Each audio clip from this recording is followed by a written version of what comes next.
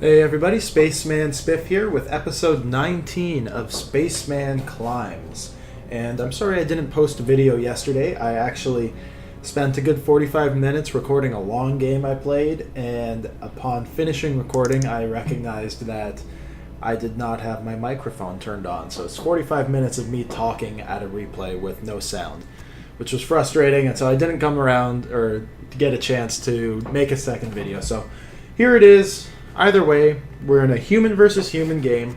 I'm against Superhuman, who is actually a very respectable player. At the time of playing and at the time of recording this video, I believe he is ranked... Did I call him Superhuman? I mean Super Newbie? Whatever I said. He's ranked 4th on Azeroth Ladder right now, playing human. So he's a very strong player. He's got a strong record, a good win percentage. I didn't know that at the time, but I obviously saw what level he was, so I knew he was way up there. There are not many people. He must have been level 28, 29, which means you're near the top of the ladder, right? And the other really critical thing to consider here is that I didn't see the game loading screen. So I didn't know I was against a human player. For all intents and purposes, I'm against a random right now.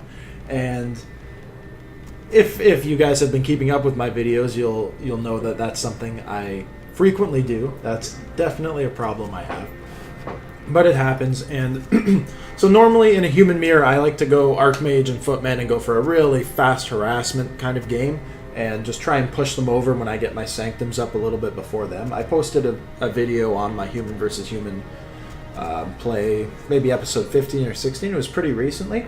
But this game was a little bit different because I didn't know I was in a human mirror, so I had to play a little bit differently. And I thought because he's such a strong player, this would be a good one, or maybe an interesting one to watch.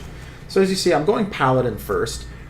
This is, not the strongest player in the world. He's definitely a weak hero early on. You see him sometimes against Undead, because if you can get to level 5 and use some Holy Light Divine Shield shenanigans, then some interesting stuff will happen. But in a human mirror, Paladin first is extremely weak. So you see, as soon as his militia comes in and scouts, I see that he's human, and then as soon as he leaves Fog of War, I cancel my Paladin. Because in a human mirror, I feel like a Paladin is just such a detriment. I'm not going to be able to keep up with an Archmage and Water Elements if I have a Footman and Paladin first. I've got my Arcane Sanctum going up quickly. It's a precautionary thing. It might not be necessary. If the fight's never in my base, then it's wasted wood, right? But I do it because I'm afraid of an Archmage harass, and I don't like to deal with... I want to be able to ensure that my economy goes uncontested or unmolested for the duration of my tech. So that's why I put up an Arcane Tower. And I come to his base, and I see that he's power creeping somewhere. It looks like he's setting up to power creep with these militia as well. I do manage to get a kill on a scout peon, or peasant. But a big thing I take away from this is that there's no Arcane Tower. So this guy is ballsy, right? He feels very confident that he's not going to have any trouble dealing with my harassment if it's going to come, or he doesn't think there's going to be any harassment, or he's going to be coming to harass me. But something is happening because there's no Arcane Tower there. He's also probably going to be teching a little bit harder than normal. So you'll see I ended up picking up a Tinker. There's a couple things to talk about here. I'm creeping this camp just because I could. I figured why not get as much experience as quickly as I can. It didn't really matter at this point whether I did this camp or the other one over here. I'm going to be able to finish it before he gets to my base. So I went for the harder one. But I went Tinker because the Tinker is great against human in certain specific spots, right? The Tinker is not great at dealing with spellcasters. The Tinker is awful if it comes down to Griffins or any air units. But in Footmen battles, the Tinker is amazing. Factory units are incredible against militia, so if you can get some good harassment or position your factory in a good spot, you're in a good spot, or you're in a good position. And I had seen that he has no Arcane Towers, right? At least at this point in the game. So I'm thinking, maybe I'll try and power creep level 3 and go for a big hit.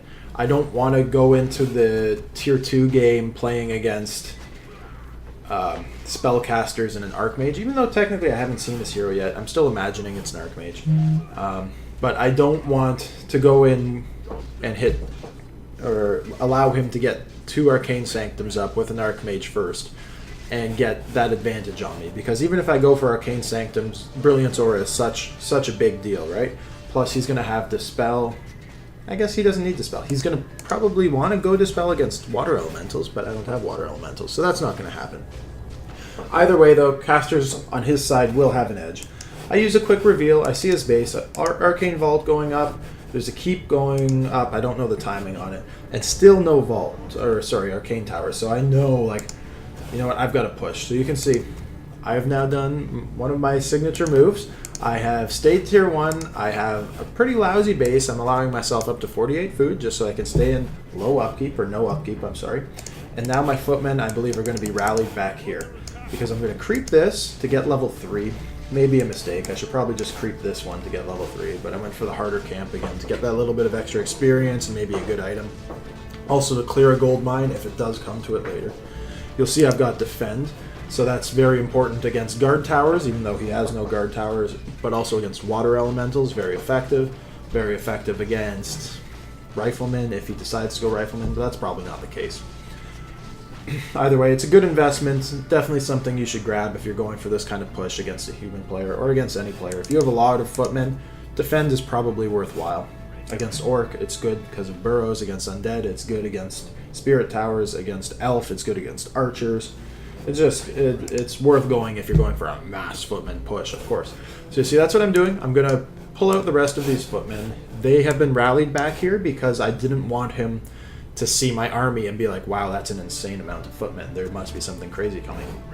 If he were to scout me now, or when I was over here creeping this, and see this, he'd be like, that's a lot of footmen, but it doesn't look like 2 barracks, massive push, 50 of 50 food footmen, right? Instead, that's what I'm going for. So notice, I'm not rushing. This isn't really a rush. I waited until I got to almost full food count before I started moving forward. And this is a really large army. Let's check out his timing, just so we can see. So he's tier 2. His Arcane Sanctums are basically up. Still no vault. He has a blacksmith researching armor upgrades. What are his upgrades like? Let's check quickly. He's got an attack upgrade already, and he's getting an armor upgrade. So that's a little abnormal. I don't think you see that very often in human mirrors, especially this quickly. So that maybe that's something he must like to do, or maybe that's something particular to him. Or maybe I'm just out of the meta and that's what every human does. But I think that seems a little fast to me. He was probably able to get away with it, again, because he didn't go Arcane Sanctums, or Towers, so he saved some wood there. But either way, I'm coming in with my 50 of 50 food. He doesn't have any spellcasters out yet. I put my factory in a terrible position that's super vulnerable. But I'm definitely outnumbering him, right? So I've got most of my army here. You see I've brought along a bunch of militia. And he teleports in, but first I sent 2 footmen over here. And I'm just going to have them hold position in the mineral line. It doesn't matter that they're not engaging in this fight. I still outnumber him significantly. This is going to be a long fight that's going to go one way or the other. But regardless of these 2 footmen, I don't think these 2 footmen would make the difference in that fight, right?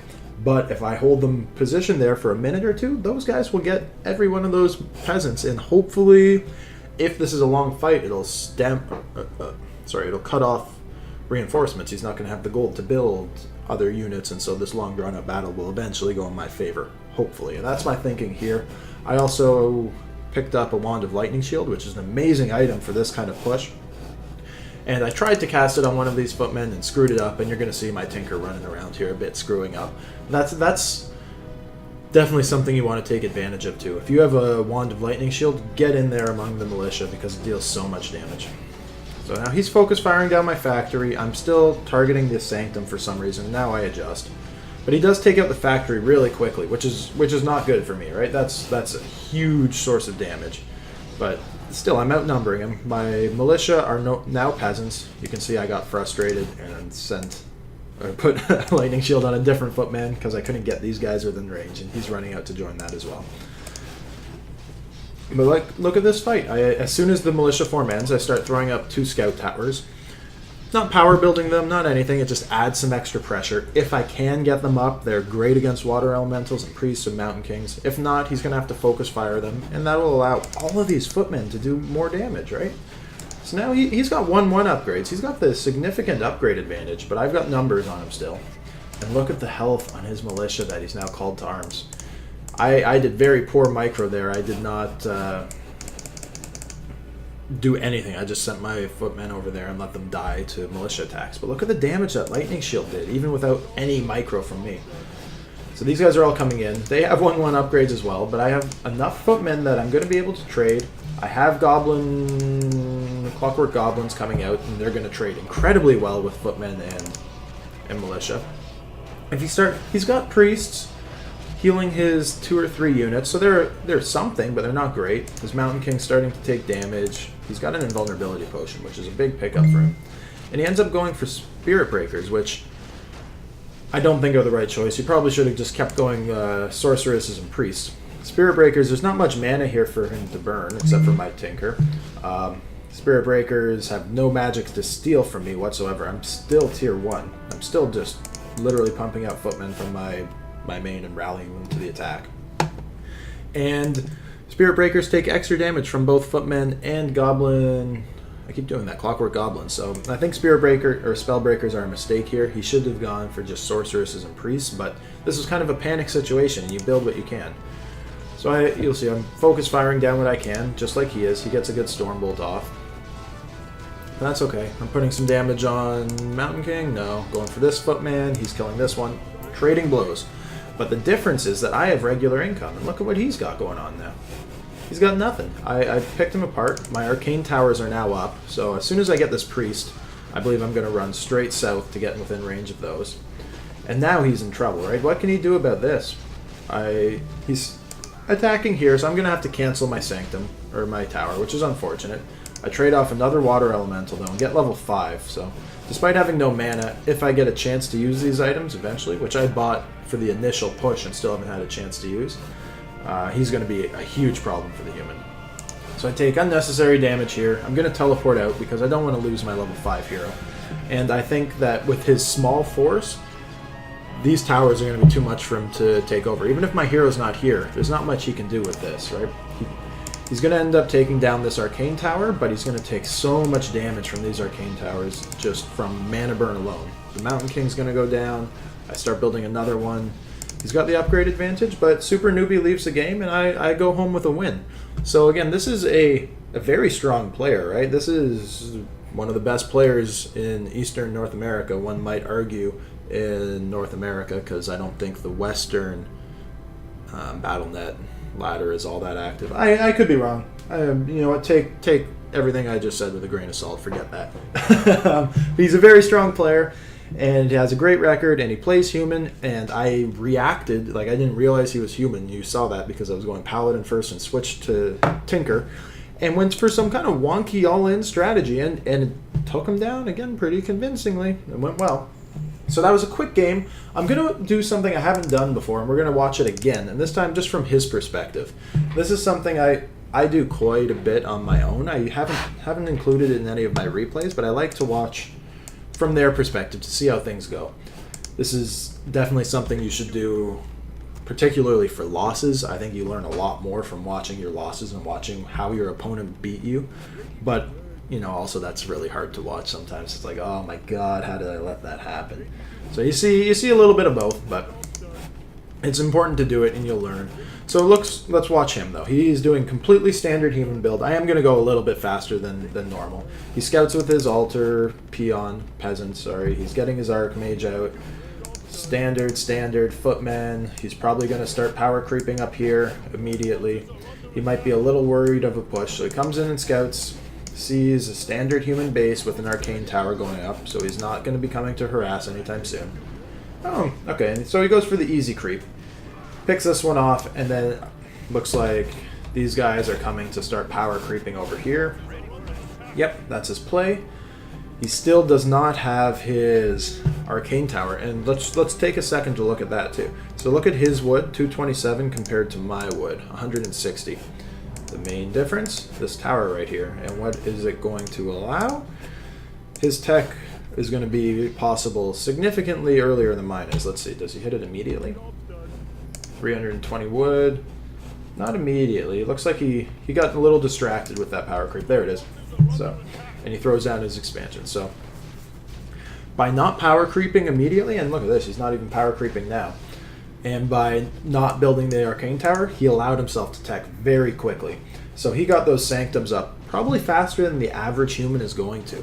So even, you know, if you take that into consideration, my push is probably even stronger against the average human, because the average player will not have those priests and spellbreakers on hand like this guy did.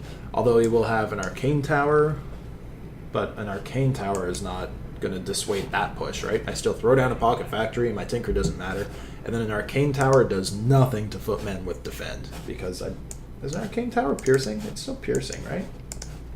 Yeah, it's piercing damage, so arcane towers do nothing to footmen with defend. So I think he went for a kind of, at least a tech strategy that was particularly strong against my all-in, and it didn't work, as we saw. Getting this blacksmith, I talked about it already a little bit. I think that's strange to me. That's like, he has the resources, so why not spend it, I guess. He's still getting a good amount of footmen out. He didn't get defense, so he saved some wood there.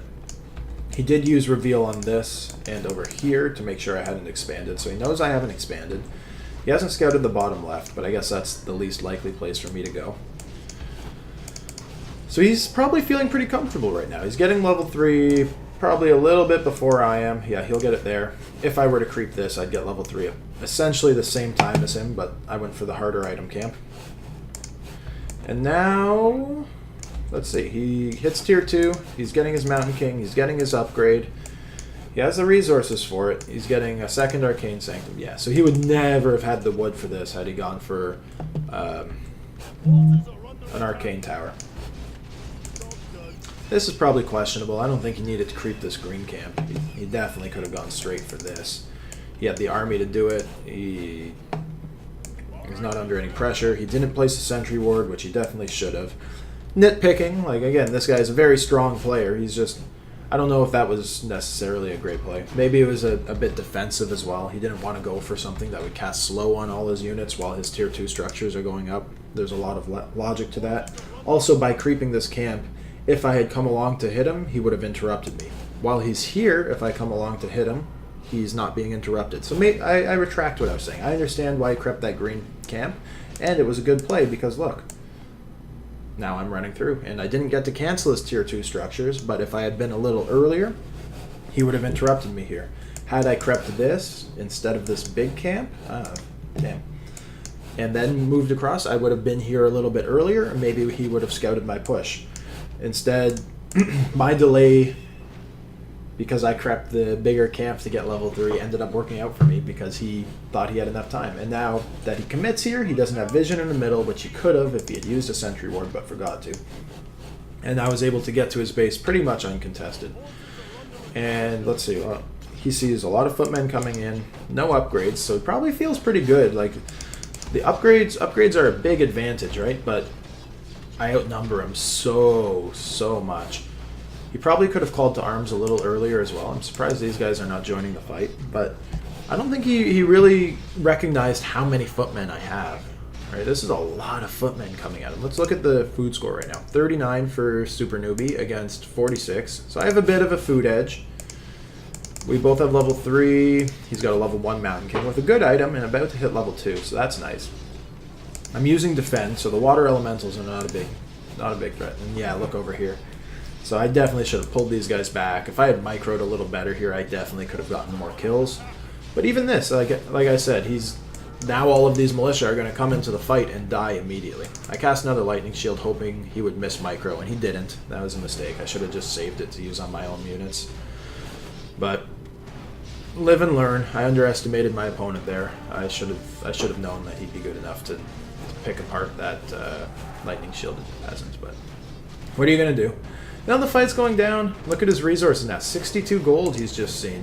So he has no more income almost. He's got wood, but what's he going to spend it on?